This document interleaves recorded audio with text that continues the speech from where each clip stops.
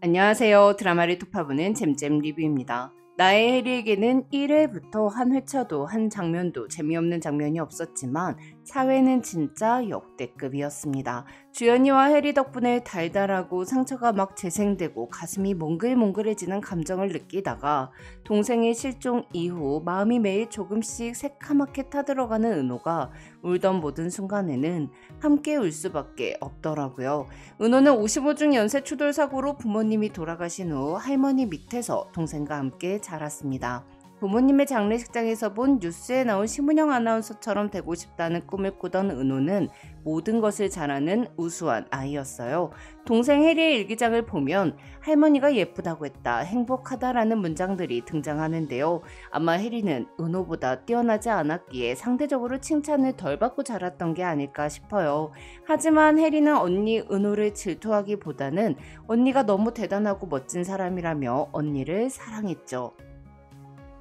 아마 부모님이 계시지 않았기 때문에 언니에게 더 의지했던 것도 있을 것 같아요. 한편 은호는 자신을 의지하는 동생이 부담스러웠습니다. 귀찮을 때도 있었죠. 동생 해리가 대학교 졸업여행을 가고 싶지 않다고 했을 때 은호는 해리에게 친구라도 생기면 자신에게 덜 의지를 할 것 같아 가기 싫다는 해리를 억지로 보냈는데요. 해리는 끝까지 난 친구 같은 건 필요 없고 언니만 있으면 된다며 그냥 집에 있고 싶다고 했어요. 그렇게 은호가 억지로 보낸 졸업여행에서 해리는 실종됐습니다. 해리가 실종된 날짜가 2014년 2월 20일이기 때문에 저녁 10시 50분경 기동숲 입구에서 마지막으로 발견된 해리는 숲이 너무 빡빡해서 길을 잃고 헤매다 얼어 죽었을 가능성이 높아 보입니다. 아마 경찰 인력이 투입되어 수색만 제대로 했다면 해리의 시신이라도 찾을 수 있었겠죠. 하지만 성인의 경우 뚜렷한 범죄 관련 증거가 없으면 가출로 여겨져 실종 신고를 받아주지 않았기에 시신조차 찾지 못했던 것 같아요. 그렇게 은호는 해리의 생사를 모른 채 10년의 세월을 보냈습니다. 그리고 우연히 워크숍 때문에 가게 된 기동 국립공원에서 은호는 해리가 들어갔던 그 숲으로 들어가 보는데요. 하지만 더 깊은 숲으로 들어갔다가 진짜로 죽을지도 모른다는 공포감이 은호를 덮쳤고, 은호는 동생을 죽게 만들었다는 죄책감과 그래도 나는 살고 싶다는 감정을 느끼며 그대로 숲 밖으로 뛰어나옵니다. 넘어진 은호가 모든 감정이 뒤섞인 채 눈물을 흘릴 때는 진짜 함께 울지 않을 수가 없더라고요. 거기다가 신혜선 배우 연기 진짜 너무 잘하지 않나요? 뉴스 도중 동생을 버리고 떠난 언니를 기다리는 동생 사연의 VCR을 보면서 공황 발작 증세가 온 은호의 모습은 정말 너무나도 불행해 보이고 하나도 행복해 보이지가 않더라고요. 근데 해리의 삶은 너무 반짝반짝 행복해 보여서 더 슬펐던 것 같아요.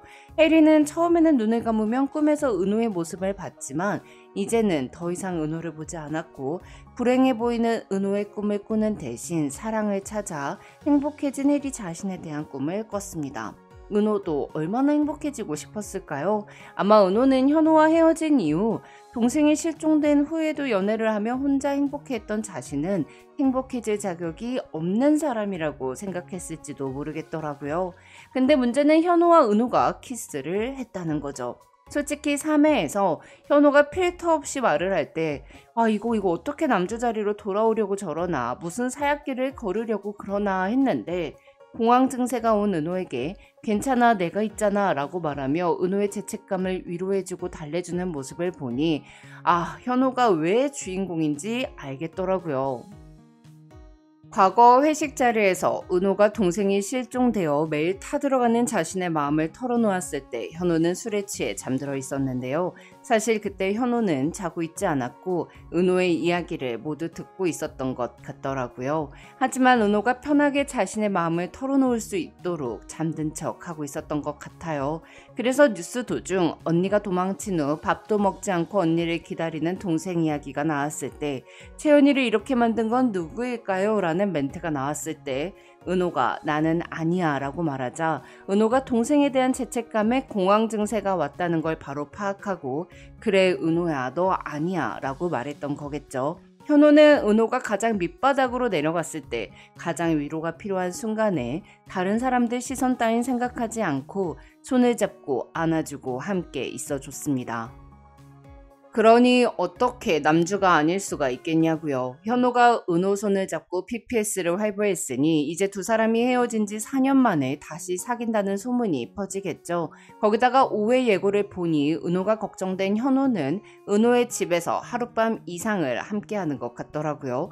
은호는 현호와 함께 있게 되자 잠을 자고 일어나도 해리로 바뀌지 않았습니다. 잠들기 전 행복함과 안정감을 느꼈기에 은호의 삶으로도 충분히 괜찮은 날이었기에 해리로 변하지 않은 것 같아요. 그런데 은호가 행복해지면서 해리의 인격이 나오지 않게 되자 주연이 출근을 하지 않는 해리가 걱정되어 해리의 집에 왔다가 함께 있는 은호와 현호의 모습을 보고 말았는데요. 해리는 주연에게 부모님은 돌아가시고 형제자매는 없는 것 같다고 말했었습니다. 그렇게 주연이 현호와 함께 있는 은호를 보고 해리 씨랑 진짜 닮은 언니인가 보다 라고 착각을 할 수가 없는 상황이죠. 은호가 해리와 헤어스타일도 다르고 안경도 썼지만 해리라고 인식을 할 거예요.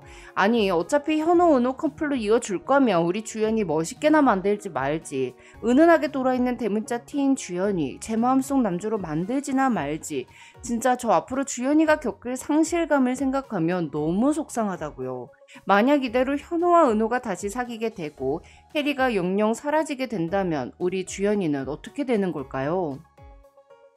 그런데 은호는 이내 해리의 인격으로 다시 돌아올 것 같아요. 물론 현호가 은호를 걱정하기는 하지만 결혼을 하지 않겠다는 생각 자체는 변하지 않았을 테니까요.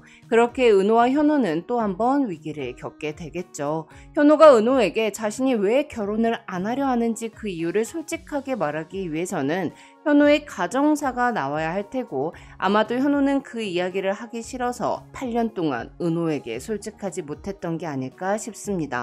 은호 또한 현호가 술에 취해 잠들었다고 생각하고는 동생이 실종 얘기를 했던 것이니 자신이 갖고 있는 상처를 현호에게 솔직히 털어놓지 못했던 건 사실이죠.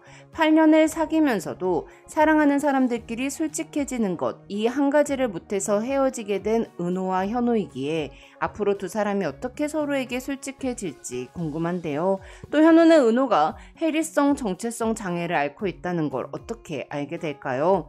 주연이가 은호와 현호가 함께 있는 모습을 본 것처럼 현호도 방송사 통합 행사 때문에 미디어인 서울에 갔다가 해리와 주연이 함께 있는 것을 보게 될까요?